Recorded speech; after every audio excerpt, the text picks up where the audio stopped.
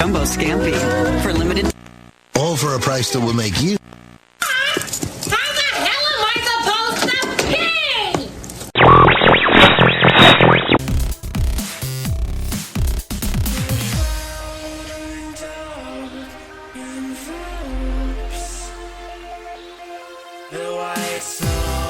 pee? You're listening to BAMF, UK Comic Book Radio. Hello everyone, welcome to BAMF Comics Radio, the weekly comics podcast for news, reviews and odd views. I am your host, Bertie Kempson, and joining me today is Lucas. Say hello. Howdy. Fee, say hello. Hello. Nevs, say hello. Watcha. And this week we have a special guest who is Sarah. Say hello, Sarah. Hello. That is Sarah. Okay.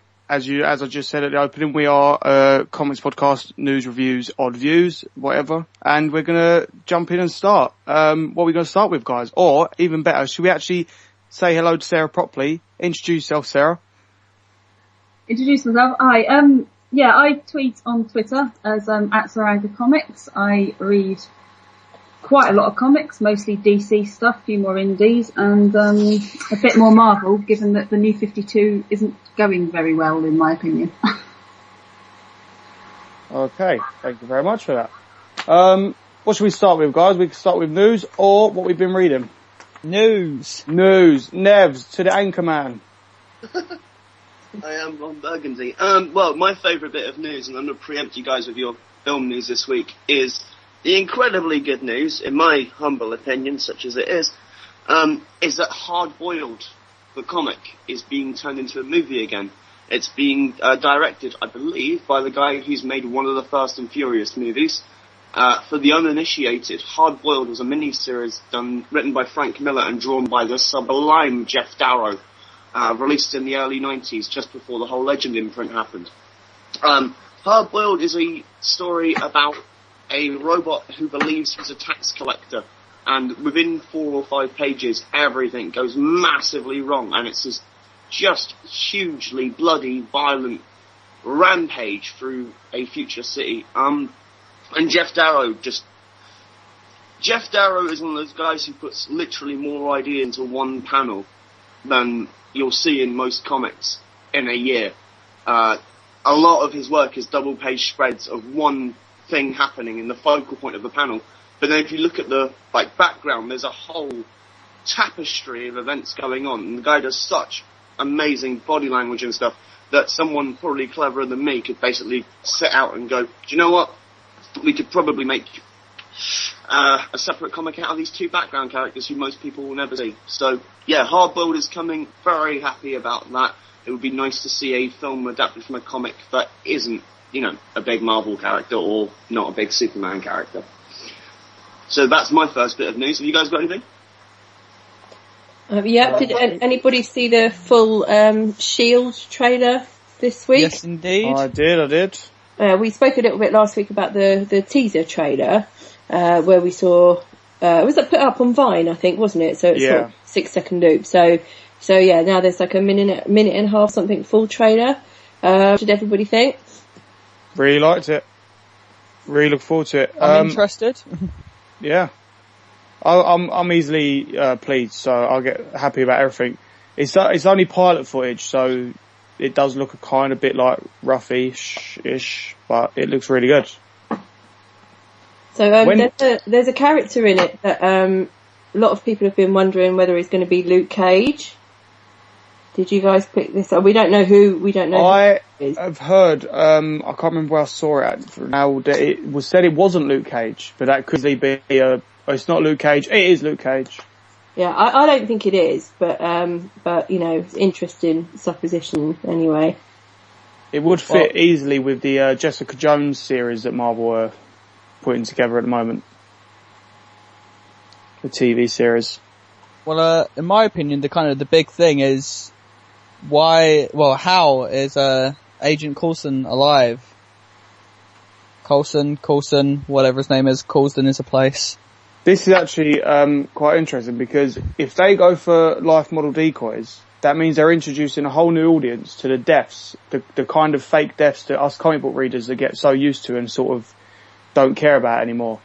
but it's going to be interesting to see how a real audience, not real audience, we are real audience, but a different audience will cope with this bait and switch. And comic fans get angry anyway, but I think that non-comic fans will just get really confused.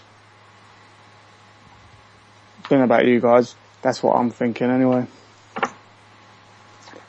Anyone? Have I just cut out? Any idea? Any idea on how Agent Coulson lives? I don't know. I think this is the interesting thing, and it was a scroll. This is what everybody's waiting to find out is how, what the answer is going to be. How is Coulson still alive? It's going to be very difficult to do, to still, because I think in the Avengers, I think his death did have some meaning. It was a plot point. It was a pivotal should I say that again? Plot point. Try saying that fast after you've had a couple of beers. So it's kind of hard for to make the show sort of like undo that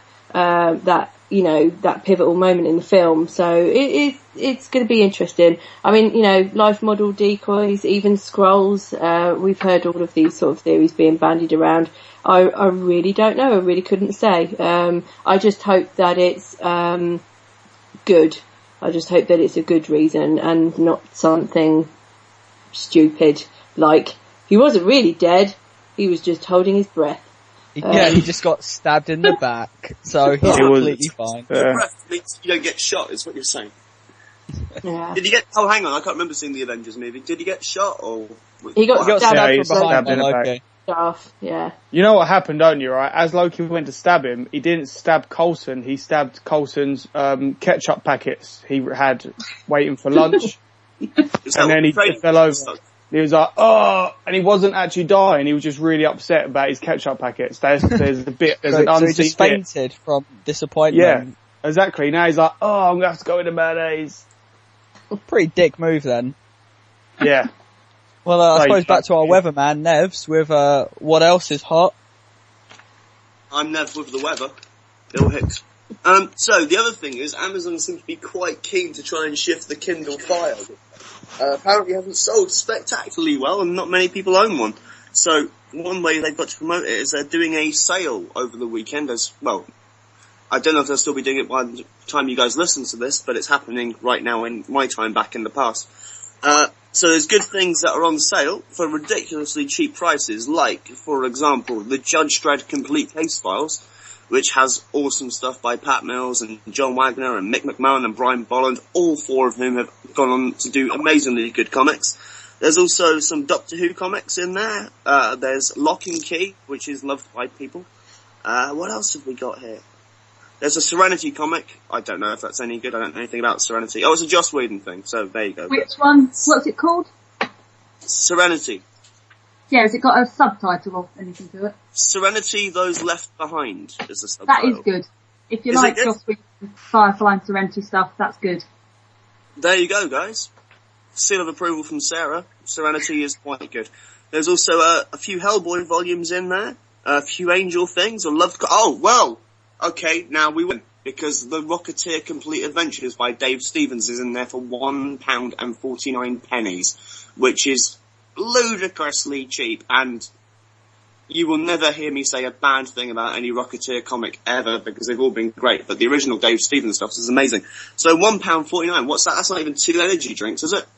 So yeah, if you have a Kindle Fire, and you've got a spare £2, then go and buy the Rocketeer Complete Adventures while you can. But also, there's a whole wave of stuff. Parker's in there as well, by Darwin Cook. So yeah, Darwin Cook, the Rocketeer, and the complete Judge Dredd case files for less than £6 a lot. I think you're probably doing alright there if you have a Kindle Fire. Or you could buy £6 worth of energy drink. I'd go with the comics though. I thought you were going to say energy drinks. No, there's some Mass Effect comics in there, but if you like meetings in space, then you'll like that. Yeah, if you like Space EastEnders, then get Mass Effect comics. Oh, Sin City's in there as well. Sarah, I know you're a Sin City fan. You like Frank Miller, don't you? Yeah, Frank Miller's great. No, he's not. No, Sin City not the same. Holy moly, this is like a smorgasbord of, really good comics history and Buffy comics, but I guess you can't have everything. Oh, there's Transformers in there, Okie doke. Anything else in news this week? Yeah, there is. Go on. No, go on, lads. You do yours first. Mine's only a little thing. I'll do it at the end. No, you're okay. Go with your news. Is this just a little thing? The only reason I was going to bring it up is, well, you'll know why in a minute. A couple of weeks ago there was some rumours going around about some of the Avengers being recast. Did you guys read about this? I did. I heard about it. There were some rumours a couple of weeks ago, and the first rumour I was reading was about Hulk being recast again. No way. But then I read an interview with Mark Ruffalo, who was saying no, he's signed up to do 6 films, and as far as he's aware, he's on board for these 6 and stuff. So he doesn't know where that came from. And then the rumour that came out this week was that Hawkeye was going to be recast because Jeremy Renner had dared criticise his role of Hawkeye, but actually he didn't criticise. He just said, didn't really get to play Hawkeye properly because I was kind of possessed through most of the film, so it would be nice to play him properly and explore the character a bit more next time. That's what he actually said, but the media being the media have actually taken that and sort of twisted it around a little bit. That was the rumours doing around this week. But then I think it came out last night. Apparently it's all a load of nonsense and he is definitely on board, which I'm very happy about because I think, as most people know, I'm slightly obsessed with Jeremy Renner. So I would have been very upset if he was not going to be Hawkeye. So I think he played it well, but I can kind of understand where he's coming from because he was a bit pissed that he was playing a bad guy for 3/4 of the film. Although his scenes as good non-possessed Hawkeye were really cool. That was one of the big problems. A lot of people told me about the film was that Hawkeye was possessed for a big chunk of it, and they wanted to see more Hawkeye. Yeah, but that's the thing. I think we will get to see more. I think Whedon himself has said that like the next Avengers film is going to be a little bit more character focused. And then the other thing this week, I think Whedon's actually confirmed that it is going to be Scarlet Witch and Quicksilver. Yeah, Scarlet Witch and Quicksilver will be in the second film, which is pretty cool. Okay, we all sort of saw that one coming. Okay, so last couple of bits of news. One, in really unexciting and kind of missing the point entirely of how the whole thing's meant to work. Rob Liefeld is launching Brigade via Kickstarter. Because I figure, if you're the guy who did the most successful comic in the mid-90s, as we never hear enough about from the guy, I'd figure you probably have enough money to, launch the comic yourself. But hey, so that's happening. Guys, have you got any opinions on this? Obviously a lot of comic creators use Kickstarter for various reasons. I don't really want to, everyone uses Kickstarter at one point, and you're going to get big names using Kickstarter. But when you're as big as Liefeld thinks he is, surely you could just go into any publisher or do it yourself. But you can't go into any publisher when you've decided to slag all of them off. Yeah, there's a thing to be said for burning your bridges as publicly as he did a few months ago. Saying that though, I mean, the guy keeps on pointing out just what an influence he's had on the industry. And you'd kind of think, well, if you've had that much of an influence on the industry, then surely every book that you worked on would sell the same as X-Force #1. But then, Hawk and Dove didn't. The thing is, right, he says he's had loads of influence on the industry, but when I hear names, even names from the 90s, his isn't included. I hear Neil Adams, Walt Simonson, Jim Lee for someone from the 90s. All these names. Rob Liefeld is nowhere near it. Well, the thing is, there's a difference being influential and being qualitative, I mean, you can have a massive influence on the nature of how a medium goes, but that doesn't necessarily mean it's a good thing. Foil covers had a massive influence on the way that retailers ordered comics, but it didn't mean they were good comics. Foil covers, man. Foil covers. That instantly makes everything really good. Anyway, so in news that is incredibly more interesting to me as someone who appreciates good comic book artwork, did you guys see the preview of the A1 annual that went up this week? No. Okay. A1, as some of you might not be aware of if you're listening for the first time, which could happen, is an anthology launched by Dave Elliott via Titan Comics. It originally ran as a couple of mini-series in the mid-80s and launched, I don't know, people like Neil Gaiman, somebody you might have heard of called Alan Moore, some little-known artist called Steve Dillon. Those kind of like, I think there was some obscure character called Tank Girl launched in an issue. Those kind of small things that you just never hear about again. And Dave's doing exactly the same thing again. He's scoured the pages of DeviantArt and found a whole bunch of new super talented people. And he's doing the same trick as last time, as just, using big names as the draw and then finding talented people who don't have the right exposure but now will have. And 8 or 9 pages have gone up from the A1 annual, including strips by Bill Sienkiewicz and by Alan Moore, Michael T. Gilbert of the amazing Mr. Monster fame. And they look amazing. And you can, just go to the Titan Comics website, look up A1 and their tabs. All of this stuff is just gorgeous. And I genuinely, I think this is probably the only new comic being published by a major publisher that I'm actually excited about. It's one of those kind of like, with most comics I'm like, it'll come in when it comes in, and that's fine. But with A1 I'm like, I can't wait for this to be published. So when's it going to be published? The first issue of the regular anthology comes out in June. Okay. I believe it's the first week of June, although Titan have had a problem this week with shipping some of their comics to the UK, as I'll discuss a bit later when we get to the reviews. But yeah, the annual, I believe, comes out in October, but I'm sure Dave will retweet us and then say, no, Nev, you're stupid, it's coming out this week. Okay. That's all the news I have that's fit to print. I have one last thing, quickly. Throw the ball back over to me in the Marvel court. David Tennant might be the voice of Rocket Raccoon. What? Say something. We're going to get a little Scottish raccoon. I could deal with that. Plus, he can do other accents. I want it to happen. We need someone that can act standing next to bloody Batista, the wrestler. I genuinely went through the entire first season of Tennant's run as Doctor Who, believing that, not knowing that he was Scottish. So I'm pretty sure he could pull off another convincing accent. He's going to do the accent of a raccoon, and everyone's going to believe that he's not actually a raccoon. They're going to be like, what? He's not actually a raccoon? Stuff like that. I don't think he'll confuse David Tennant with a raccoon anytime soon. You never know. No, you get a strange... Comics fans on the internet. You get strange types. I'm pretty sure that rumour, by the way, has been knocked back, I think. No, don't say that, Fee. Just destroy our dreams. I'd be up for it. I love David Tennant. I think he'd be brilliant. I love Rocket Raccoon. Yeah. But yeah, I don't think it's going to happen. You never know. Anyway, that's the news. That is the news. Unless we're going to move on to what we've been reading this week. Who's going to start? I want Fee to start as always. Ladies first. Oh God, I've read so much. I don't know where to start. Shall I start with FF? FF7. Yeah.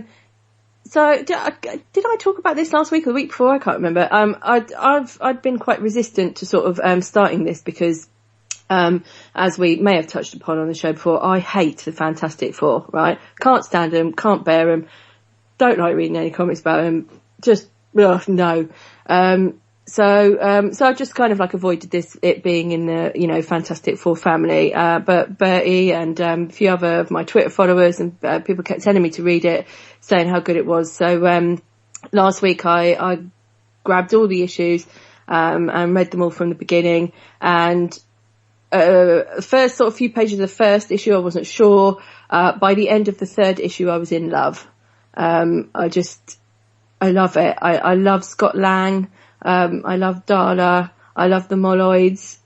It's just so cute. Michael Redd's art is perfect fit for the series. Matt Fraction's got such a fantastic voice for kids. Probably, being a father himself and stuff, he can sort of put himself in that position. But I really enjoyed it. It's such a fun comic. It's one of the most fun sort of things out there at the moment. So issue 7 was out this week. I have to say 7 was probably the weakest issue for me, so far out of all of the ones that I've read. But having said that, it's still so enjoyable, just really, really enjoyable. I loved it. So I know both Bertie and Nevs are big fans of this series as well. So I'm assuming you read it this week. Oh yes, I've read it. Nevs, have you read it? I actually got this as well, one of my few Marvel ones. I like it. Sarah, I'm always babbling on about FFU talk. As I said earlier, New 52 and DC has somewhat disappointed me, so I went on a hunt on asking people on Twitter a little while ago about what Marvel stuff should I get, and this was one of the ones that was recommended. I don't particularly care for the Fantastic Four so much. They're alright, but I'm not that bothered. But this one did look interesting. I think I got it from about issue 3, and it is keeping my interest. It's fun. The art is really different. It's not at all what I expected to come out, and it seems quite, I think innovative is the word I want, because it's just not like a lot of other stuff that I've read. The point of view with all the kids in it, it's great. What did you like about it, Sarah? What did I like about it? This particular issue? Mm-hmm. Actually, one of the things I do like most about it is the way Medusa's hair works. Which sounds really shallow, but I like her hair. I like the way, she's not a character I've come across before, but she's it's interesting. I want to see more of her, and I also want to see more of the lady thing's hair. I can't remember what her name is, but it's very shallow of me, but style's important. I just appreciate the fact they used the word heteronormative in the fight sequence in a completely correct context, really. I literally was like, yes! When I read that panel. It's like, yes, well done for bringing across, gender issues and the whole nature in the middle of a superhero fight. Well done, sir. I raise my pint of red stripe to you. Actually, it's a can, but nonetheless, the meaning is there. Yeah, that was unexpected, but nice. Well, I'm going to move on to a comic I read this week. I'm going to move on to... Oh, now, guys, did you read Comic Book Creator this week? No. Anyone? Negative. Okay, so there's this magazine published by Tomorrow's Publishing, who you guys might know for doing Comic Book Artist and Alter Ego and the Jack Kirby Collector. And Comic Book Artist was a great magazine put together by a guy called John B. Cook. And it was essentially an overview of creative people's careers. And he's one of those great people who is not interested in franchise characters. He's interested in the stories behind the people who make them. So he'll, cover something like all of Frank Cho's artwork, plus, the comics book story that Spiegelman and Stan Lee put together in the 70s. And he'd kind of gone, not AWOL, but he didn't have a regular magazine out for at least a couple of years, after they moved to Top Shelf. But he's reconciled himself with Tomorrow's Publishing, and he's doing this magazine called Comic Book Creator, which is essentially Comic Book Artist again. And there's loads of good stuff in there. There's a really funny interview with Kurt Busiek and a good piece with Alex Ross discussing, it's almost like a state of the nation of his position in comics publishing now. But the thing that really ran it out for me, and I really hope they did this on purpose, right? They run this incredibly extensive overview of Jack Kirby's involvement with Marvel. And it goes all the way from, what happened with Captain America in the time that Jack Kirby got really annoyed where he saw an advert for Captain America the musical where it said, created by Stan Lee, which is some kind of chronological mishap because, as we all know at this point, Stan Lee was 12 years old when Captain America was created and was nowhere around when Jack Kirby and Sinnott, or I feel it's either Sinnott or Simon, knocked this thing together. And what it does quite viciously, but in a really charming way, is basically list all the monies generated by every single Marvel movie and the DVDs and the cartoons and the video games and the t-shirts and basically every bit of extractive merchandise that Marvel have generated from themselves via Jack Kirby's creations that none of the Kirby estate had ever seen. They haven't seen a penny of any of this. As much as we all like Robert Downey Jr. being cool in Iron Man 3, the Kirby estate have seen none of this. And it's just so honest. It's one of those really refreshing we have to be nice to these people because then otherwise we'll get the good interviews. They're like, well, no, look, the people we talk to are people who are going to be interested in telling us their side of the story. And I really admire the kind of freedom of independent publishing that has the cojones to say, actually, while you're all kind of like jumping about going, hey, wasn't like Robert Downey Jr. really cool in that Tumblr GIF reblog? Actually, this is happening in the real world. And I don't think you get to escape from that. Because if anything ought to be called up on a regular basis, it's, this continuous scandal that we all pretend isn't happening. So Comic Book Creator is a great magazine. It's so well put together. John B. Cook is such a humble, intelligent bloke who does his research and asks questions that aren't generic. They're actually based on knowing about the person. I cannot recommend it enough. And if you've got access to Tomorrow's Publishing's website, they do back issues of Comic Book Artist, which every issue is an entertaining history lesson. So that was my big read of the week, but there's something else. Yours, guys. Now, I, this week, decided to read the trade of We Free by Grant Morrison and Frank Cup of Soup Quietly. Everyone, I'm bringing it back this week because we haven't spoken about it in a while. So We Free is a story of animals used as military weapons that get let out. Think Homeward Bound meets Iron Man. Description. Yes, the only way I could think of. Down meets Iron Man, isn't it? Whatever. Anything with animals that talk meets Iron Man. So yeah, it just follows a Labrador, a rabbit and a cat as they get let out of their enclosure in a military base and they try and make their way to what they think is home while being hunted by the military. And, it's a depressing book. By the end of it, I absolutely hated humanity. I just looked at it, it was like, that's disgusting. Because the weird thing is, you can sort of see it happening eventually. And it kind of really has, but not in the technological suits and all that. But anyway, my main thing of it is Frank Wiley's art. It's on a whole new level. Looking at this after reading Jupiter's Legacy, and Jupiter's Legacy is sort of nothing. This is hyper detailed, lovely. That he gives animals that are not humanoid animals, genuine animals, proper emotions. And he can make a rabbit look scary, which isn't easy unless you're watching Donnie Darko. I don't know if any of you have read this. I've read it.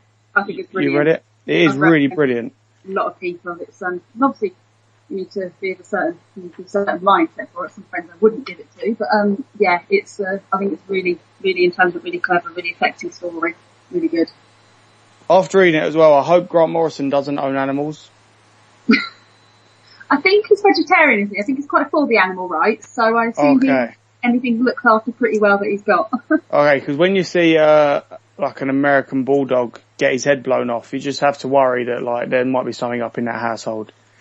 But yeah, I'd really recommend reading this. It's so gorgeous, but yet so like it's heartbreaking really, because these animals. Yeah, it just shows you what the military is, and it's just, but not showing you in like real terms, just in this story. It's heartbreaking, but bloody good. Make to hate humanity. For a bit. Yeah. For a bit, yeah. And then I read FF and I was like, things ain't so bad. Things are lovely. This is a lovely comic. And also there is a bit on Frank Wiley's half where he's drawing the cat attacking these people, and he draws a big panel and then in front of it loads of little panels. And each of these little panels has so much detail. There's one of a needle popping someone's eyeball, and just I want people to go and see it, because that just don't eat dinner while you're listening to this, guys. But yeah, read We Free. I got the deluxe edition, and I'd recommend getting that because it's got some beautiful backup sketches in there, and the process and some scripts. Really, really beautiful. That was me. What about you, Sarah? What you read this week? Yeah, I talked about FF. I got Thor: God of Thunder 8, which has one Thor hitting another Thor in the face with a space shark, which I think is brilliant. That was a brilliant panel. And it's, it makes me read that and I go, and this is why I like comics. If they could stick a dinosaur in there, I'd be even happier. I'd gone off Thor a few months ago. I thought it was getting a bit slow, but with the Godbomb storyline, it's really improved. It's got my interest back. And those bits with the shark it just brings back a bit of humour for it and makes it a lot better for me. I also got Wonder Woman 20, which is, as usual, I've enjoyed the series. It's good. The interpretations of all the gods I find is really, really interesting in the way they're drawn. It's not something I've seen before. I particularly like War as an old man in really tatty clothes with blood all up to his barefoot and blood all up to his knees. I think it brings home what he's meant to be about. And then you've got Apollo and you've got Athena as well, and the way they're drawn as the sun and the moon is I think it's just excellent. My only quibble with this, as I have done in every issue of this whole series, is that it's not really about Wonder Woman as such. It's about all the other gods and it's about the child. But I don't really have a sense of who Diana is by this point. And 20 issues in, I'd really like to know a bit more about her. But never mind, I'll take what I can get. Fair enough. I'm not reading Wonder Woman at the moment, but I am reading 4. And I do love the idea that 4 throughout the ages is basically an alcoholic. And he drinks so much ale, and it makes me think, all those times I've read an Avengers story with him in it, has he been out of his face? All those times he's gone up against Kang the Conqueror, has he been swinging a hammer just after ingesting a lot of ale? Is he fighting pissed? He's a Viking. Of course he's fighting pissed. Of course he is. And to be fair, he can take a lot. I think in the mythology, he once drank nearly the entire sea worth of ale. So, he can certainly take a beer. Oh, man. Nevs, take some advice from him. What, drink like an Asgardian? Drink like an Asgardian while you podcast. I kind of am. Can I move on to my next comic? Yeah. Well, this is kind of a foreshadowing, but Becky Cloonan has put out a new comic that she's been selling at all the various conventions she's been at, called Demeter, or Demeter, I might have the pronunciation wrong. And it's a story about a woman who falls in love with a man from the sea. And it's a short story, so I'm not going to go too intensively into the plot. But I think that between this and Maya and Wolves, Becky's becoming almost like the Nick Cave of comics. Because she's so lovely, and her artwork is just it's really endearing, and you just want to look at it because you go, oh, that's such cute artwork, and she's put such detail in. But these stories are so grim. They're like grim fairy tales, what happens to people seems incredibly tragic, and then you reread it and you go, oh, actually, this is your fault for doing this. You kind of brought all this upon yourself by your actions. I cannot recommend it enough. I think what Becky does with her own stuff, and when she's working with some other people, is so off the hook good. I think she's just a tremendously talented person, and if you can, I don't think it's up on Comixology yet, but I'm sure Maya and the Wolves certainly are. So go out and buy this, because it's a beautiful piece of work, and I'm really on the side of those incredibly talented people who do stuff in the mainstream to fund their own work. And those are the things that ought to be recognised, and those are the things that ought to be supported. It's kind of like Gary Oldman doing Lost in Space, so he could, what was the film he did about alcoholism? Oh, Nil by Mouth, right? It's like that kind of talent, which okay, I'll do a Batman, and that kind of advance will pay for me to do the things I'm passionate about. So if I can endorse you guys to go, do you know what, actually this is a great comic, and I'll find a preview on her website, which is very simply BeckyCloonan.com. Please go and read it. Bertie, I believe you've read it as well. I have read it. It's a really, really beautiful, well told, well drawn story. And again, slightly heartbreaking. There's a theme to my reading lately. It's just heartbreaking books, but I loved it. The same with Mir and Wolves.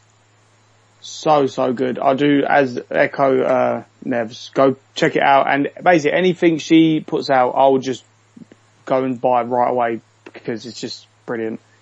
Especially, I don't know how you say it. I think it is Demeter. I think it's Demeter. Yeah. Especially this one story really, really creeped me out, but sort of broke me at the same time.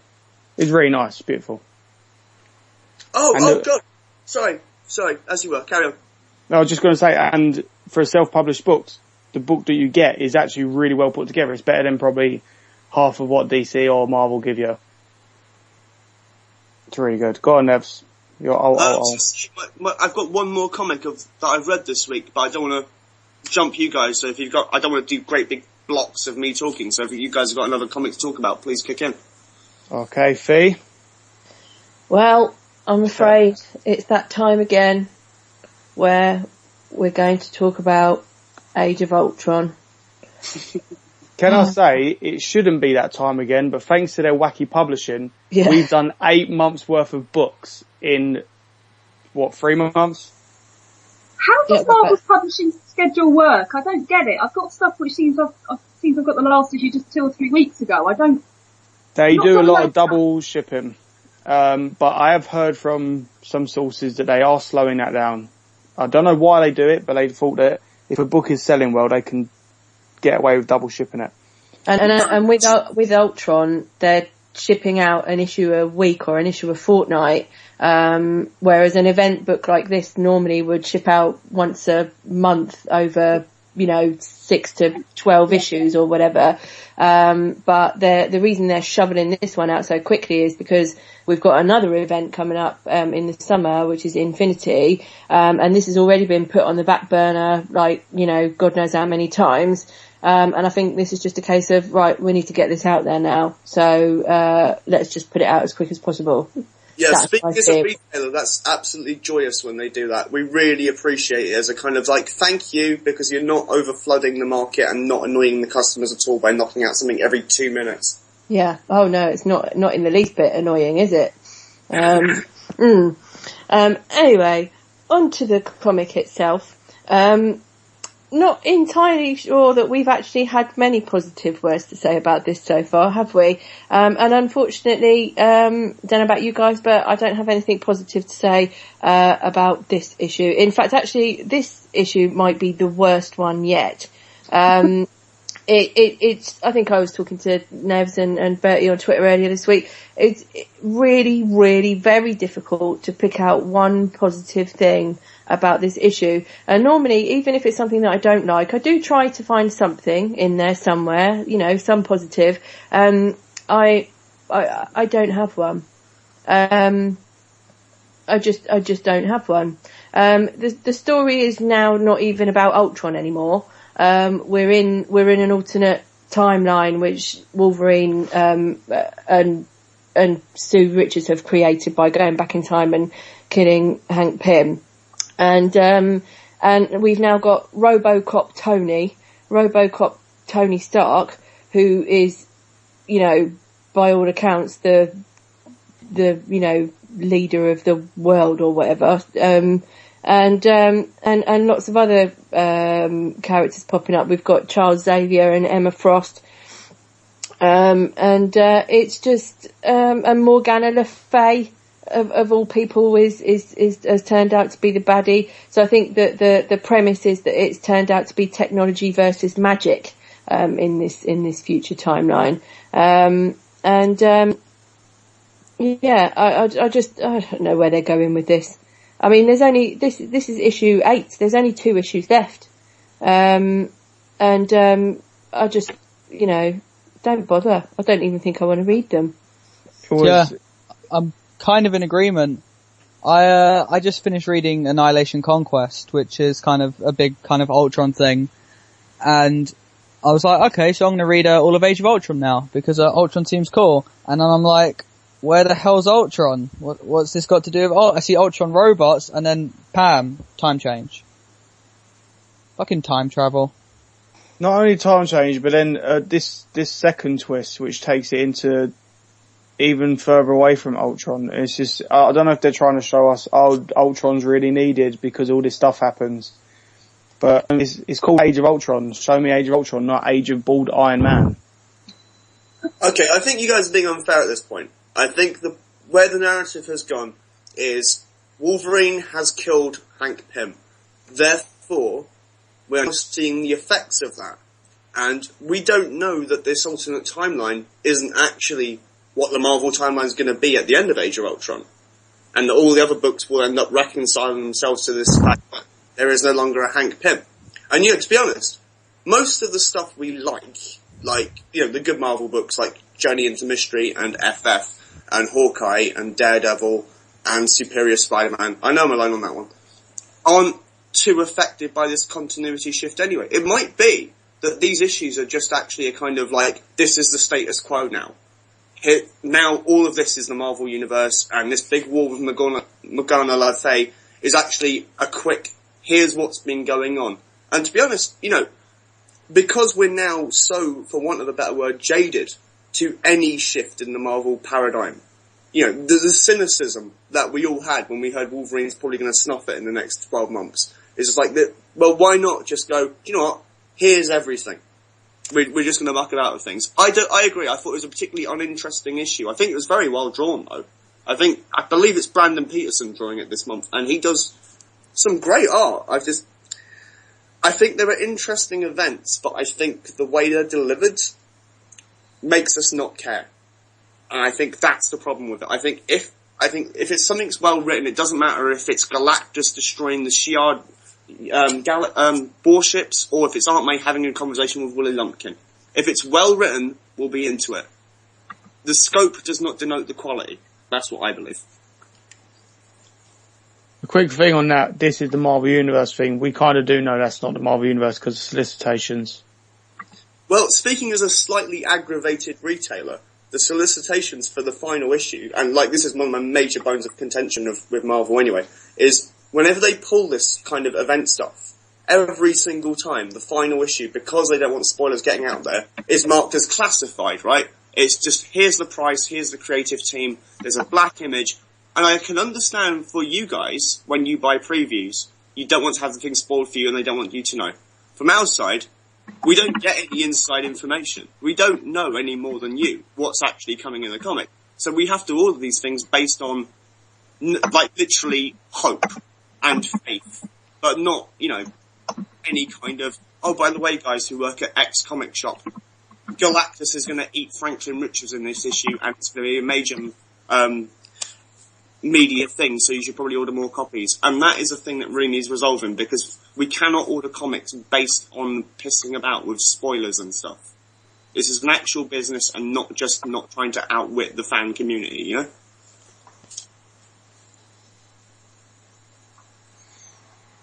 Okay, well, Age of Ultron, that was that, and give it another couple days, and there'll be another 2 issues out. But not really, that's not true. I don't know when the next issue's out. Again, I don't really care. Let's move on to something nice, guys. Lucas. I've got a good review. Alright, I was going to say Lucas, but you go. No, go with Lucas. Okay, Lucas, go. Okay, well, this week, I've been, reading some older stuff.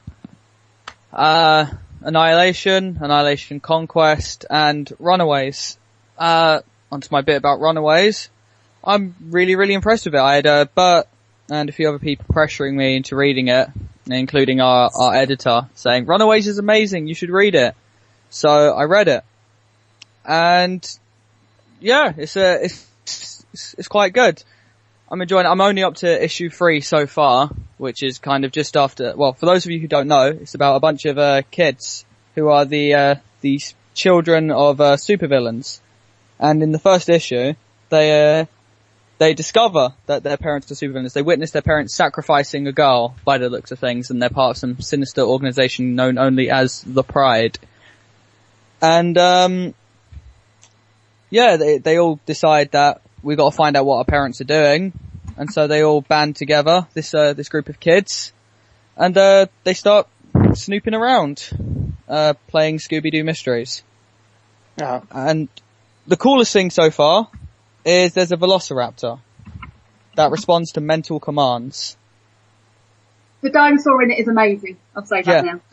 Yeah, I've got a lot to get through. I mean, what originally kind of got me into it, other than being peer pressured and bullied and beaten up, was I read Ultron issue 1 as part of the AOU crossover, which focuses on Ultron's son, although technically not a son. And I found out from our editor that he was in Runaways, so I was like, okay, right, I'm definitely going to read Runaways now, because I like robots, and there's a robot in it. And yeah, I'm really, really enjoying it. Just got to read through loads of it. Other than that, the other big thing that I've read is, like I said, the entirety of Marvel's Annihilation, their big kind of space event, where Annihilus bops in from the negative zone to eradicate our galaxy, which is nice of him.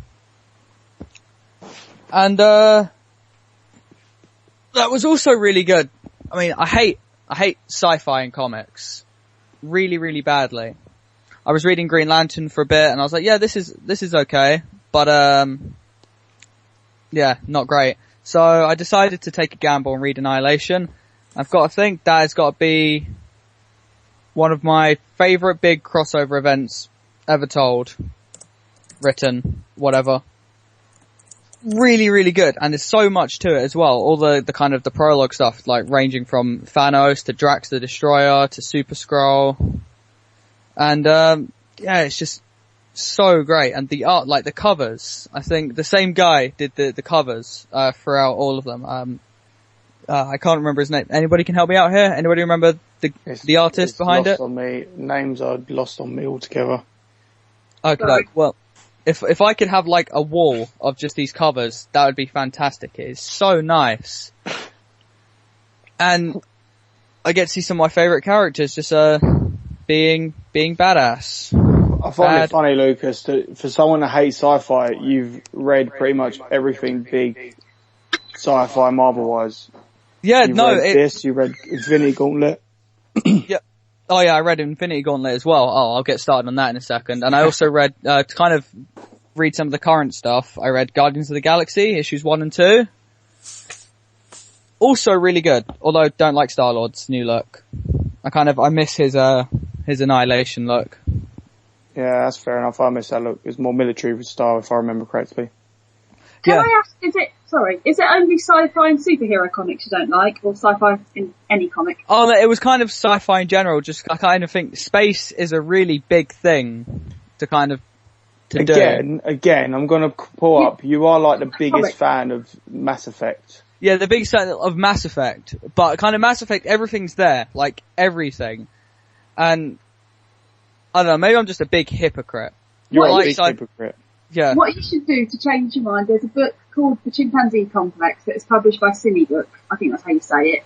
They translate, I can't do foreign languages, Bond Dessiné European comics into English. That is an amazing sci-fi comic. Everybody should read it. It feels like a film, but on the page, and it's brilliant. It's not superheroes at all. It's just about, set in about 30 years time, and there's, this woman, she was going to go to Mars, the trip gets cancelled, and then you end up with Neil Armstrong and some other people dropping back into the sea, and everyone's like, what's going on? So they're going to Mars to try and investigate. I'm not really doing it justice, but if you don't think you like sci-fi, read it. It's really, really, really, really good. Okie doke. The Chimpanzee Complex, right? Chimpanzee Complex, yeah. Okie doke. Brilliant. Alright. The other thing I've read, of course, is Infinity Gauntlet as well, which is, absolutely amazing. It is, the best way to describe the comic to anybody is Thanos beats everybody and then loses because he wants to lose. And that's how you do it. That is genuinely how you do it. You win, and go, I'm gonna lose. Yeah, there's this whole, like, brilliant scene where all of, like, the last kind of, like, superheroes of the world are fighting him in, like, this kind of space monument he built to death. And he allows himself a 0.5% chance to lose because he's just that, you know, he just blinks out half of existence, which is absolutely fantastic. Spoilers alert on, like, a 30-year-old comic book there, guys. Yeah, spoilers, by the way. Stuff happens in this comic. But yeah, and after reading all of that stuff, like the Thanos portion of Annihilation as well, I'm really anticipating the whole Infinity crossover coming up in August, which is my birthday month as well. So you can all buy it for me, guys. Yay. Next, Lucas, I'm going to get you onto magic. Okay, do you know what? I'm going to give Journey into Mystery a go, just for you. So Good. Or God, otherwise I'll have to beat you soon up I'll again. be reading more titles than just Batman. So I know, it's going to be amazing. People's minds will be blown. They're not going to. Kids will cry. Sharks will fly. That rhymed. Cats will marry cats. Yeah. Okay. Nevs, you word your book? I did. I'm sorry if I'm overlaying. There's been too many good comics this week, but I can't do a show where this comic has been released and let it pass. It's been a bit of a confusion this week, but Solid State Tank Girl by Alan Martin and new artist Warwick Johnson was released sort of, but not really. There was some kind of mishap with Titan shipping out their comics to the UK. So, if you're on Comixology, you can buy Solid State Tank Girl now. If you're in the real world and don't have comics, then you can't because they didn't make them over. But this is the first new Tank Girl series since the Jim Food ones. And it's so good. I'm always hesitant with Tank Girl because it's got such a fine lineage of great artists. It's had, obviously Jamie Hewlett, and it's had, Rufus Dayglow, and it's had Jim Food, and those guys are all, like, for my money, like, the top of the game. You know what I mean? Those are the guys who should actually be on Kickstarter saying, hey, look, I'm a genius, please give me money to do whatever I want in comics. No names, no pack drill. But this new guy, Warwick Johnson, I haven't seen his work before. I don't know if he's done anything else. But he's really good. His style's, like, completely different to anybody else who I've seen doing Tank Girl. It's kind of like an odd mixture of, like, Mick McMahon, who did all those great Judge Dredd strips, but, like, with almost squishy anime influence. And the whole strip is basically Booger goes to buy a radio and then the radio is poisoned because there's ham in the actual radio. And then all of the guys have to go on this, like, fantastic voyage adventure where they're injected into Booger's... Oh, Booger's Tank Girl's boyfriend is a kangaroo who's really into hipster stuff. They have to go into his body and trying to rescue him. And it's, I mean, there are so many lines in it that are quotable that I can't even vaguely say on this show without, you know, getting us done by the FCC or something. But nonetheless, it's such a great fun comic. Alan Martin is probably the writer who spoke to me most when I was reading comics as a kid. You know, there's a clever guys like your Alan Moores and there's a punk guys like your Pete Milligans. But Alan Martin and the way he's basically summed up how he sees the world via the character of Tank Girl, it's like, that's my comic. It's like, if I was a football-orientated person, or that kind of mechanic of psychology, basically Tank Girl would be my football team, and anything Alan Martin writes for me is like, it's a no-brainer. You know, if he started writing Night Thrasher, I'd go, I don't know why I'm buying a comic called Night Thrasher, but I'm still buying it anyway, because Alan Martin's writing it. So, like, if you have any interest in interesting comics rather than corporate characters who are going through the mechanics again, then please buy Tank Girl, because she's one of the greatest British comic characters of all time. That's me done! Anyone got anything else? No, that's pretty much it from me. And me? Fee? I have, but I think it's time to move on now. Should we move on? Should we move on to the mystery comics?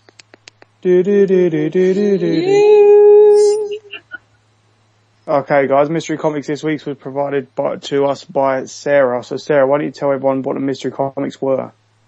Okay, I picked a couple of new ones, some older ones. I picked Impulse 19 from 1996, because I picked that up recently and I really like it. Okay, so the Mystery Comics, I picked, one of them was Impulse 19 from 1996, just because I picked up, managed to get an actual real copy of it a few months ago.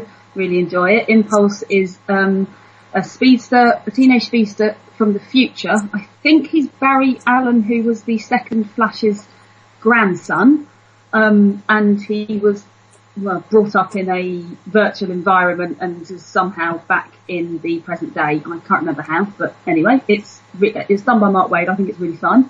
I also picked Supergirl 18, 19 and 20.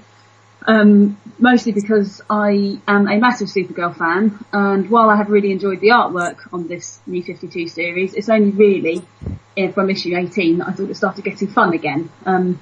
Because before that it had a lot of the Hell on Earth crossover, big event saga, and that never goes well, I think, and that one was particularly awful.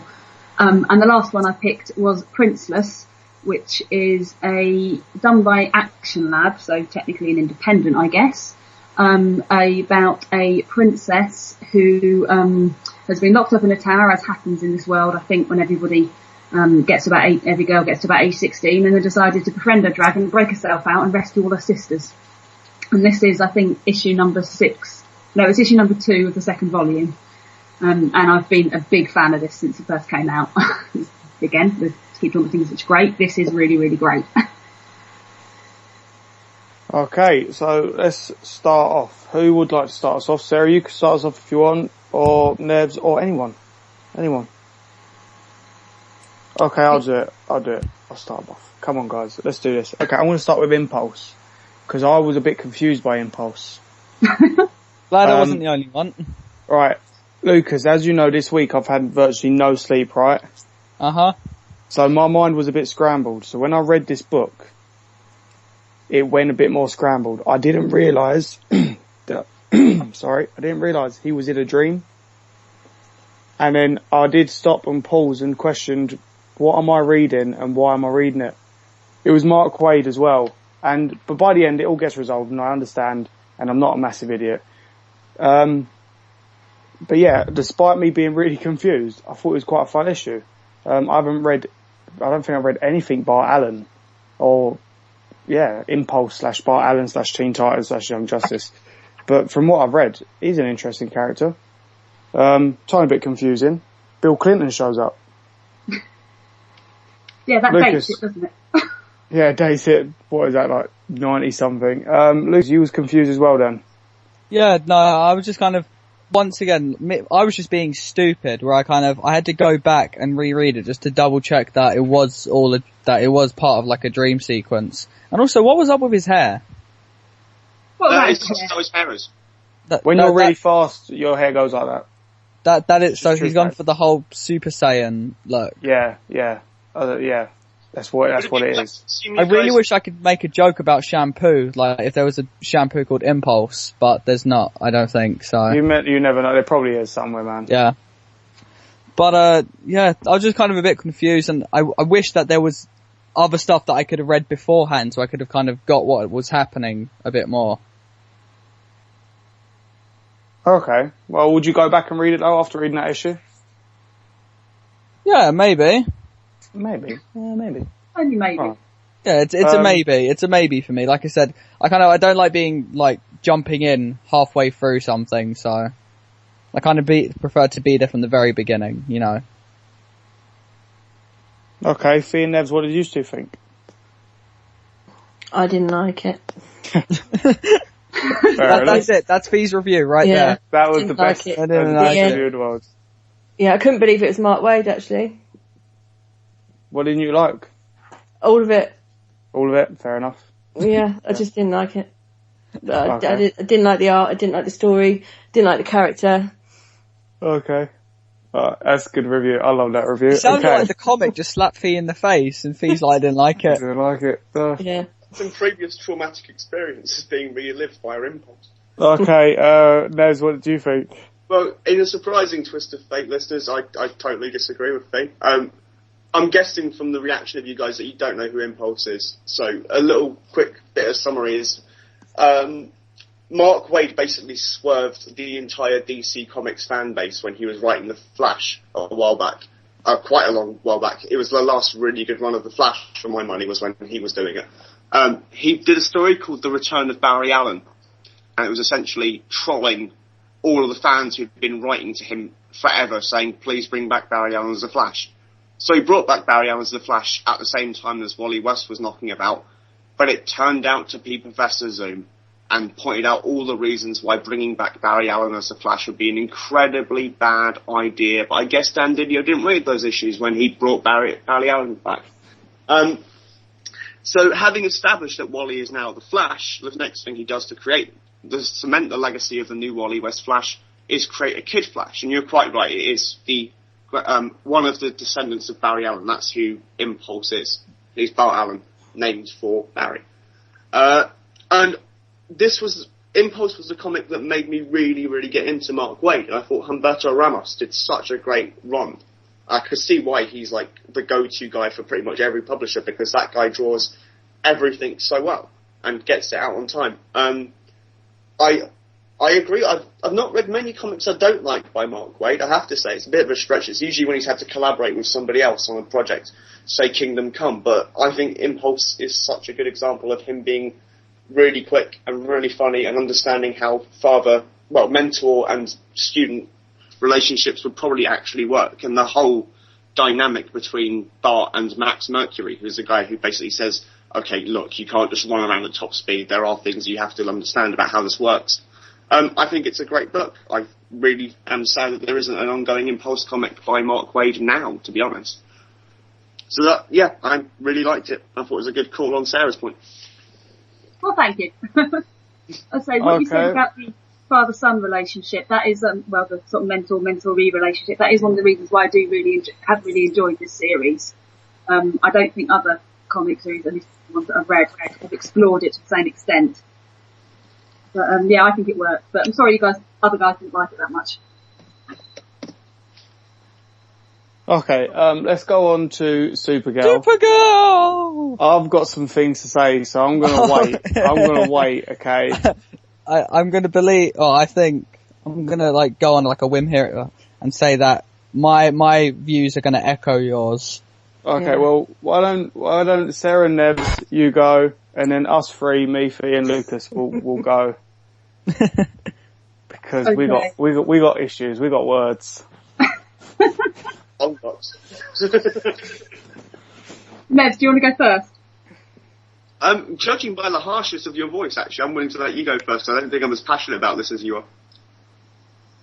Oh, okay. I think a lot of my passion about these three issues have come from the previous issues, which was the Hell on Earth saga, which is, if people don't know, a guy named Hell, H''EL, I think he's a Kryptonian, came to Earth, came to talk to Supergirl and wanted to, I think, restore Krypton, go back in time, but to do so you'd have to destroy Earth, and obviously Superman and Superboy and lots of people got pulled in, and overall it was just awful.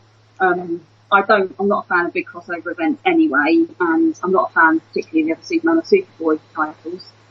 And when it brought into what was otherwise a reasonable comic, I got quite annoyed. But now that's all finished, so it started with number 18, which did seem a bit, not quite sure where it was coming from with that.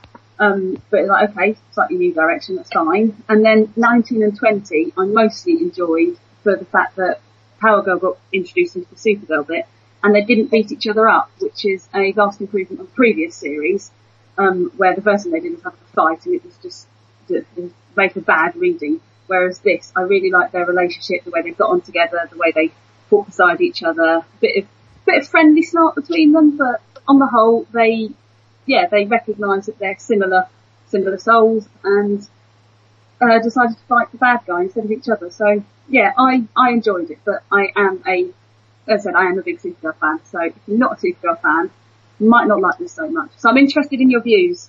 That's okay. Well, can I just jump in with my first and only positive? Okay. Go on.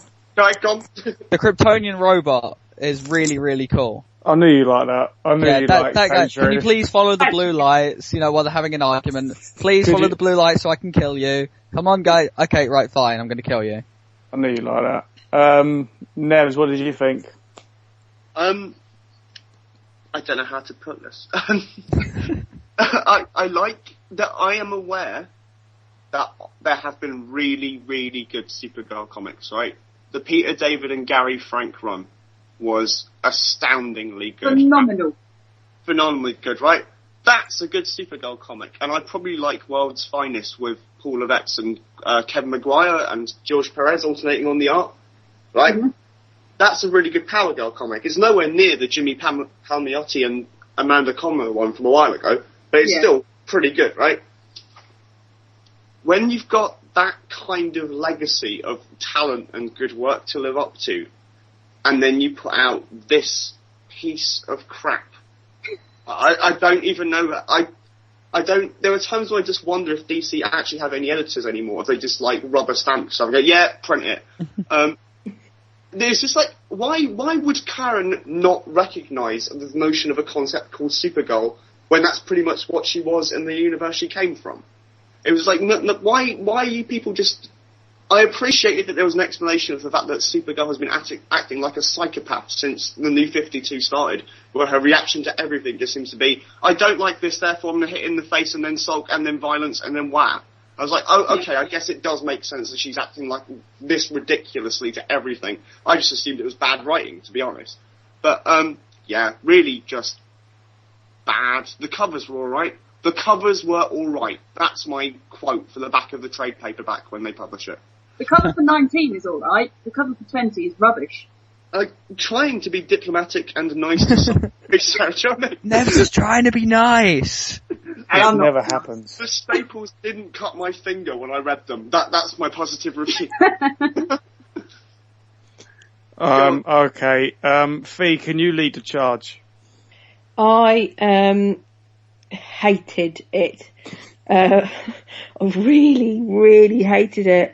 Everything Nev said I completely agree with. It was just such a badly written piece of tripe. I can't believe an editor sat down and read these and agreed for it to go out. It's just awful. I mean, most of you guys know I'm not a DC fan anyway. And I did try with some of the New 52 at the beginning and very quickly dropped most things. And, you know, reading this, God, you can see why.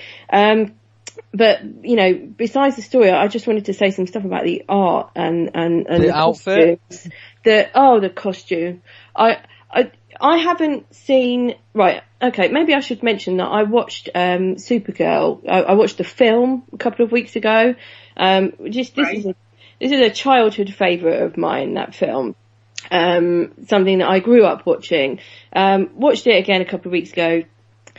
It's absolute nonsense. Like, now I'm still very fond of it, even though it's actually rubbish. But because it makes no sense at any point whatsoever. But you know, it's still fun. And one of the most positive things about the film is Supergirl's costume. It's lovely. I've forgotten her name, the actress. Slater. Helen Slater. And Helen Slater's Supergirl costume is lovely. It's lovely, and that's my kind of classic conception of what Supergirl looks like. Now, I haven't paid any attention to her costume changes over the years, so this was completely new to me. And I saw it on the first few pages of 18, and I was like, what in the hell is that? It is just, it's revolting. I've said before, I don't get offended really with all the TNA in comics, and if I did, I wouldn't be reading them. But there was something so overtly sexual about this costume, and particularly the way that it's been drawn by, what's his name, Mahmoud Asrar, that to the point that I actually did feel a little bit offended by it. And then I was saying to Bertie, what is it about, I was trying to put my finger on what it was about it that I was finding so horrible.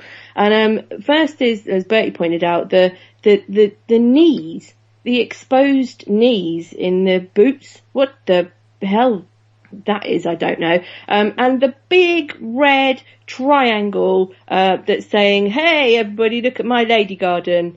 Wow, wow, everybody, look down here. Look what this is. I think this is the title of the show then. Awful. Just really terrible. Look at my lady garden. And then, to make things worse, then we have Power Girl turn up. Now, I'm familiar, the only reason I'm familiar with Power Girl as a character is because of her costume, right? So, there's been a lot of controversy and whatever, people commenting on her costume all the time because of the very famous boob window, or titty doorway, I think Bertie christened it earlier on. And when she turned up, I was glad to see that that had gone, and she had a new costume, which was kind of like a full bodysuit. And then And then, big fights, and oh no, look everybody, all my clothes have fallen off, apart from this strategically placed piece of cloth across my crotch area. And then, let's go and visit this place under the sea and I'll get a new costume, and bang, Titty window is back. So we've just gone back to, what her costume was before. And then the whole thing just turned into a big, wank rag. And, so that was Can you explain what a wank rag is? do I need to? Younger listeners, Don't Google it. Don't Google it. yeah, Don't not. Google wank rag, kids. The show. Mm-hmm. But so there you go. That's what I thought about that big steaming pile of wank rag. I'm gonna Google it. Two that says big steaming pile of wank rag. Oh dear Lord, you're disgusting, Fee. You blow it. Disgusting. Right, okay. I'm just going to agree with Fee. Yeah, I am genuinely annoyed about the costume thing, because when Power Girl first got introduced in World Finest, the new look, I was really pleased to see it, because it was really nice look. It was Jules Perez design, really sleek, really nice, something that isn't tarty, and then they just twisted it all around and went, she can go back to that one, and they do make jokes in the book about it, but they stick with it. It's like, mate, how about you make jokes and then she changes back. But anyway, I'm just going to second what Fee said. It was complete and utter wank rag. Okay, so the last one we've got is Princeless, number 2 of book 2, Get Over Yourself. Princeless, this is about a story about a princess called Adrian, who has decided to go and rescue her other sisters being locked up in towers, waiting for a princess to come and rescue them. Obviously, I quite liked it, hence why I suggested it. What do you others think? Well, I'm a bit scared to ask. I really liked it. I did. I made the mistake of not starting with volume 2 like we was asked. I started at volume 1, issue 1. And it grabbed me straight away. I really enjoyed it. I like the whole twist on the fairy tale where a princess doesn't have to wait and be saved. A princess is actually capable of doing things on her own. And I love the attitude this Adrian has, the snark, and she's not the typical, save me please, I need saving, which Disney crams down everyone's throats. It's really, really well done, and the art is actually really nice as well. I can't remember the artist's name, I'm really sorry, I'm crap with names. But yeah, really, I would recommend it. Emily Martin, I'd recommend this to everyone, and there's a lot of humour. I'm loving that Dragon Sparky. I hope it stays around, no spoilers. But I'm going to definitely carry on with it. Yeah, I'm loving it. Good job. Makes up for Supergirl. Yeah, and I completely agree. I really liked it. I thought it was so fun. I thought it was really well done. Like you said, it's like a twist on the whole kind of like fairy story thing. And it's just great. The characterization is fantastic. Adrienne is such a strong female character. She's really great. The art was lovely. It's really well told. And it's a really nice all ages comic. And I think, if I was looking for something to recommend, to slightly younger people, I would have no hesitation in recommending this at all. But, for us sort of like older readers as well, there's still a lot in it to pick out. I really thought it was great. It's had a couple of Eisner nominations, hasn't it? Sarah, you know more about that. So, I can see why it's really well deserved. I thought it was really great, really great. I'm going to read the rest. Yeah, I'm going to read the rest of it, definitely. It's funny. It's from a really small publisher, Action Labs, which this is like the first, I think it started last year, but it's the first main full year it'll have. And it's doing some brilliant stuff. It's got stuff like, it's recently picked up, Jamal Igle's Molly Danger, which is another female, lead character. It's got Princeless, it's got Fracture, Double Jumpers. It's picking up attention from some bigger places as well, because at the Free Comic Book Day, over here, American football means nothing, but over in America, it's obviously American football is big. They got to do the NFL Rush Zone, which is like a really big deal, apparently, and they went to little Action Labs to go and do this, and yeah, Action Labs is on fire. They do both adult and all ages. I think they've recently started the adult line, haven't they? They've done a couple of horror comics out there, which, there was actually a mix-up a little while ago where they did one of their horror comics. They solicited it with the adult mark, and then they next to it was Princeless, and they accidentally solicited that with the adult mark as well. Oh no! Or it was like the other way around. There was a big mix-up with the adult marking and in previews a little while back, but it all got resolved. Thank God. But yeah, really good choice with the Princess. I'd really recommend it. I can't wait to get on to volume 2. Woohoo! Yeah. Okay, guys. Let's move on to our questions. We got questions. Fee, the questions master or mistress, Lady S. Okay. Right. I'm going to read. Right. Do you remember 2 weeks ago I asked you a question from @JBWebb on Twitter, and he asked that if Marvel DC expanded the Amalgam universe, what would the ultimate crossover be for you guys? Okay, so if you could combine 2 characters from any publisher, not just Marvel and DC, but if you could combine 2 characters into one to create your own character, who or what would that be? And then in addition, if you've got an idea of who you would like to write and draw it, who would that be as well? So I hope you've had some time to think about it over the last couple of weeks. So I'm putting it out there to you. Bertie? Lucas, you chimed in there. You go. I'm interested to see what Lucas said. Okay. I'm going to be honest. Mine is pretty boring, actually. It's genuinely, right, really, just Batman and Thanos. Because of one reason only. How can you beat that? Who would write and draw it? Jeff Johns and Jim Lee. Oh, that's cheating cop-out, man. Yeah. I got called a cop-out when this question first got aired, now I'm calling you one. No, but seriously, it would just have to be Batman and Thanos, or Batman and somebody equally OP. Just because. Just for Batman to be, Batman kills the Marvel universe, and the DC universe, and every other universe, and then brings it back because he can, and then kills it again. That's epic, that's man. my view. How about you write this? Well, if I wrote it, it'd be pretty boring. It'd be 2 panels of stick figures. You wouldn't be able to understand what was happening. I didn't say you have to draw it as well. I just said write it. Okay, well, if I wrote it, it would be, that Batman wins. Batman wins. Batman beats all. Do you know why? Because he's Batman. Okay, my one is Spider-Man with Static Shock, but not Static Shock as he's currently known. Dwayne McDuffie's Static Shock, the good stuff. And this crossover would actually be written, in my eyes, by Dwayne McDuffie, the late great Dwayne McDuffie, and drawn by Oliver Coipel, just because his art is really good, and I would like to see him on Spider-Man. Just because there was a really short period of time where Static Shock was looking to be DC's Spider-Man.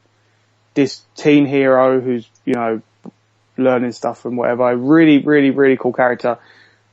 But then DC came along and scuffed it up and whatnot, which ruined it. Yeah, that would be mine. It's just a short, simple one, but I literally spent 2 weeks thinking what would be what. And it was only when I was sitting there thinking, those 2 teen heroes would be pretty cool. And it was also with a conversation I had with Dan, our editor, about Dwayne McDuffie. Anything he wrote was just pretty darn good in my eyes. Yeah, that's mine. No cop out there, guys. What about Fee? You got one, or Nevs? Sarah? Yeah, I don't. But Nevs? My Wait, one's what? specific, actually. My one would be a crossover written by Dan Slott and Kyle Baker, and drawn by Kyle Baker and Frank Cho, and it would be a She-Hulk and Plastic Man. That's a good one. That could work. Does that do I need to say anything else, or does that just spell money? That's wicked. I'd buy that. You had me at Frank Cho. Like Nev's is, like not Nev's, but it's just there. Like it's like wide-eyed, mind blown. Oh, genuine. Why? Do you need your wine, Craig? Oh, shut up. Go away. There you go. Everyone playing BAMF bingo at home, that's your occasion for one of us saying, shut up, Lucas. Wow. Yeah, by the way, if you guys haven't read Carl Baker's run of Plastic Man, it's astoundingly inventive and brilliant stuff, by the way. But yeah, that's my winner. We probably get like Ann Hughes and Bill Sienkiewicz do covers or something, you know? Yeah. Maybe at the same time, that would be great. Adam Hughes She-Hulk. Bill Sienkiewicz Plastic Man, I think. No. Adam Hughes She-Hulk wins. Raise your brain, Teddy. Raise your brain. I don't wanna. Yeah. Should we move on? Yeah, Sarah, do you have an answer to this question? No, I mean, I don't. I was going to say that I don't really like the whole amalgam idea thing. I never have done. It's not really something interesting. But actually, if She-Hulk Plastic Man one would work really well. So I take it back. That would work, but I have no other suggestions, I'm afraid. Obviously, except for Thanos and Batman. No, I'm not actually a Batman fan in any way, I'm afraid. Lucas, don't say nothing. Well, each their own, you know, everyone's entitled to their own opinion. Well, this leads us, segue nicely into the next question, which is, iFanboy posted up an article, a week or two ago, with the title, Is Batman Dumb? And basically posing the question of, really, is just everybody, stupid that they just cannot realise that Bruce Wayne is Batman? Is everybody just stupid? And I'm going to throw that out to Lucas. And yeah, come on, answer. Yes. Your answer, yeah. It's in like the bit that kind of did it for me was recently in Batman issue 20 when you know there's Bruce Wayne's DNA on Batman's face. Oh God. Yep, there you go. Go on, guys, get your cheap laughs in now. But after that, despite Batman just brushing all of this off just by coming up with a stupid excuse, after that, Clayface makes a jibe about Bruce Wayne's son, kind of Damian, being killed, and Batman just starts like freaking out, going, "Oh, shut up," and starts kicking this kind of container in front of like a bunch of dudes. Like. That's your secret identity that you've like... You missed the question there, Lucas. The question is, are Gothamites stupid, not is Batman's plot element stupid? Then in which case, yes, Gothamites are all stupid, because it's so obvious. Yeah. The whole hardball detectives were standing right there, and none of them Batman went, Incorporated. Yeah. See, this is, I think this is what the article is partially saying is, you know, yes, this is comics. Yes, of course, there has to be an element of, you know, you have to suspend your disbelief. You know, I mean, or else why would you read about superheroes in the first place? But is there such a thing as there being too much disbelief to suspend, if you get what I mean? Do you know what I took away from this article? That it's not really, the whole secret identity for Batman isn't needed. Yeah. It says in the article, it's a point where these days Spider-Man is literally the only one that gets mileage out of the whole secret identity thing. Which you can understand. If you're, I said this to Lucas the other day, if you're a billionaire, whatever Bruce Wayne is, and you're Batman and you go around punch people in the face and your whole family do the same thing, and the only one person who doesn't is Alfred, who's always in the most secure place ever, you can go, guess what guys, my name's Bruce Wayne. And no one's going to want to touch her. He practically has done that though, Batman Incorporated. It's like, I'm not Batman, but I've been funding Batman for years. Yeah, and I know how to use all his stuff. Mm-hmm. I mean, he flies out of an incinerator in the Batman Beyond outfit. Yeah. And Lucius Fox is in his arms and not once does he go, hold on a minute, guys. If this guy knows how to use this suit awful well, considering we chucked it into the incinerator a few days ago. Yeah. And he never even knew about it. Yeah, it brings up the point that, in general, super identity is just not really needed. Just not there. Except for Spider-Man and maybe some others that I can't think of right now, but more teenish heroes or, you know, real earthly heroes like Spider-Man, not billionaires. But yeah, I like that article. It's pretty good on good. Okay. Yeah, if you want to look that up, it's on ifanboy.com and, I think the actual title of the article is Batman Dumb? So if you want to look that up, do. Okay, next question. This relates, we were talking about this earlier on.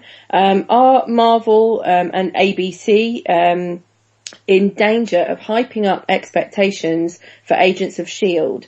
to a level where it can only disappoint? So is the hype machine, building up our expectations? Depends really how you view it. I mean, if you was looking at it as kind of like the next thing after the Avengers, after Iron Man, I get the feeling it being a TV show, you might be a little bit disappointed.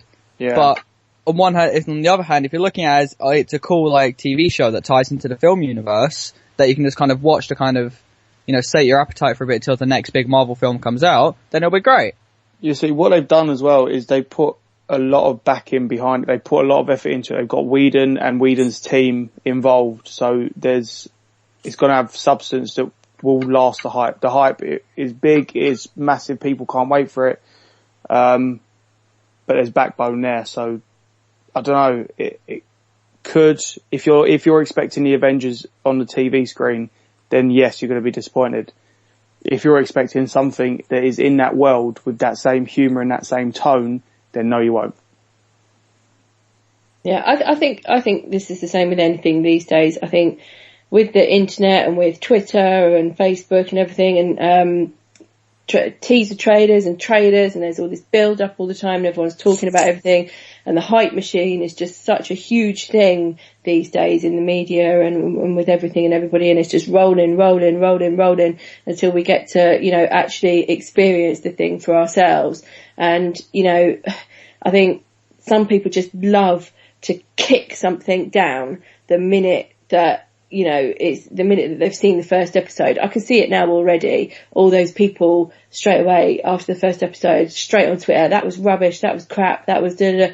And a bit like sort of we were talking about with comics earlier on, I think Nevs was saying, these days people never wait for anything to play out. They never give anything a chance anymore. You've always got to go on the attack, at the beginning. I hope that, most people will, give the show a chance and let it sort of, evolve and become its own thing. But I can definitely see, lots of people out there, who are already itching to give it a good kick in before it's even got going. So, but, I think really we just have to wait and see. I gotta confess to a different angle, which is, it's starting to feel like I cannot open an internet browser without something hyping S.H.I.E.L.D. at me, to the point where it's creating a natural contempt via familiarity and spamming. It's like, okay, I appreciate this thing exists, but the problem is if you keep punching up that degree of awareness, eventually, as with everything, people just go, oh yeah, that's happening. And I'd gone from this might be interesting to I can't wait for this to be over so I can stop reading about it, Okay. All good points. That's the oversaturation in the media these days, and it's the same with everything: films, TV shows. It's just the media these days. It's a load of bollocks. Yeah. Anyway, okay. Oh, that one's a big one. We'll save that one for next week. Okay, just one last thing, again, just connected to earlier on. Somebody asked me this earlier on Twitter. I think it was at RoboPike. He says, bearing in mind all the rumours, the recasting rumours that we were talking about earlier on in the Avengers, who would you recast as Hawkeye if Jeremy Renner was going to pull out? Jeremy Renner. Yeah, I'd offer him more money. That's my answer as well. I think he suggested Tom Hardy. Ryan I'm going to Gosling. shoot an arrow at you, Mr. Wayne. Ryan Gosling, because that's all I can think of. That was just the Do you know worst what, though, answer in the Betty, world. right? Ryan Gosling, bear Ryan Gosling in mind with Fractions Hawkeye. That would work. Oh, would that work? That would work, yeah. Yeah. God, did you hear the quiver in your voice then? That was Did you hear Fee? But the only person to get me more excited than Jeremy Renner is Ryan Gosling. So yeah, I'm on board with that one. But he did good. Yay. Okay. Is that it for questions, or do you want to do one more? That's it. I shall carry the others over onto next week. If you want to give us any questions for next week or any week after that, you can go to our Twitter at Radio BAMF or onto our Facebook page and just put a comment, put anything, questions. We're open to them, or throughout the week. Nebs, you've got an announcement about two things. One, someone's not here, someone might be here. Yeah, well, I know you guys are going off to Expo, which is at the MCM thing in Canning Town at the Excel Centre, which is happening all weekend. Over the weekend of the 25th and the 26th. I won't be there because I'm working. But to cover you guys getting hammered and hanging out with comic book professionals, we've got a very special guest to replace you. None other than the lovely Becky Cloonan will be chatting with us and probably telling us equally filthy jokes as we have on this show. So if you guys are Becky Cloonan fans and you like to hear her voice and what she has to say about comics, tune in, because she will be as equally as hammered as us. Yeah, and on the opposite side of someone joining us, Fee, you won't be here next week. No, I won't be. I'm very sad, but I'm not that sad really because I'm going to see Muse, so I won't be here. Oh, I'm jealous. That was the quietest jealousy in the world. That was the greatest deadpan I've ever heard in my life. Oh, you guys. Oh, you're going to get anthrax. I'm so jealous. Can you at least make it sound epic and say that you have to go fight aliens or something? Yeah. Well, fight aliens. They have spaceships and UFOs and stuff in their shows, Muse do, so you never know. Actually, wait, can you just say that you're off to go fight Dan Slart? Yeah. But, no. Have you seen the don't say Dan that. Slart's been getting on his Facebook? Yeah, he's got enough on his plate. He's got some awesome, lunatics stalking him at the moment. Right, okay. He doesn't need me as well. Let's wrap this up. Okay, let's wrap it up. Okay, on a high note. So guys, that is it for us. Who did that? Who did that? Who did that? That was me, I'm sorry. Right, Nevs. Am I on the naughty Stop film? it. You are 50 points from Nevs. You are one step away from the naughty step. That made no sense. Not really. Okay, right, let's show. Oh, you throw me off now, man. Right, let's wrap up, for God's sake. Okay, guys, that's the end of the show for this week. We want to thank Sarah for joining us. Thank you for inviting me. That's okay. As usual, you can find us on Twitter at Radio BAMF, on our Facebook page, BAMF Radio, BAMF Comic Radio UK, and also individually on Twitter. We're not far from the BAMF sites. Check out We Are Arcade for the feed. Also, we're on iTunes. Like us, make a comment, promote us. You are our promoters. We need you. And I may have forgotten something else. Thanks to Neb. Also, we're on YouTube as well, so subscribe to our YouTube channel. We are on YouTube. And also, once again, we keep saying it, but stay tuned for future videos. There are things you'll get to see about the BAMF team that you won't be able to see anywhere else. And you won't be able to unsee either. Anyway, thank you for joining us. Everyone, say goodbye. Goodbye. Bye. Bye. Bye. www.wearearcade.com